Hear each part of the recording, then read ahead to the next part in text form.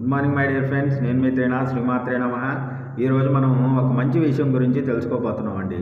అదేంటంటే relationship bonding అండి. రక్త సంబంధికుల మధ్య సంబంధాలు అనేవి ఈ రోజుల్లో సరిగా లేవండి. చాలా కరువు అయిపోయినాయి ఈ రోజుల్లో. సో మై డియర్ ఫ్రెండ్స్, నేను చెప్పేది ఏంటంటే అన్నా చెల్లెళ్ళు కానీ, అక్కా తమ్ముడు కానీ, లేదంటే అన్నా తమ్ముళ్ళు కానీ, మీరు ఎప్పుడు కూడా మీ మధ్య ఉన్న సంబంధాన్ని దూరం చేసుకోకండి.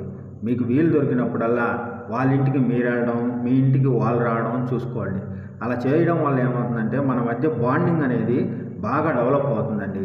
అలాగే మీరు ఎప్పుడైనా ఎక్కడికన్నా వెళ్ళాలంటే వాళ్ళని కన్సల్ట్ అయ్యి మీ ఇద్దరు కలిసి వెళ్ళండి.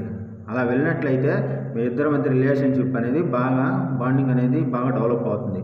ఈ రోజుల్లో ఒకటి చెప్పమంటారా, మన పిల్లల్ని ఎక్కడన్నా ఫంక్షన్కి తీసుకెళ్తే ఎవరిని బాబాయ్ అని పిలవాలి, ఎవరిని పెదనాన్నని పిలవాలి, అసలు వచ్చిన వ్యక్తి మనకి ఏమవుతాడనేది కూడా తెలియని ఒక కన్ఫ్యూజన్లో మన పిల్లలు వెళ్ళిపోతున్నారండి.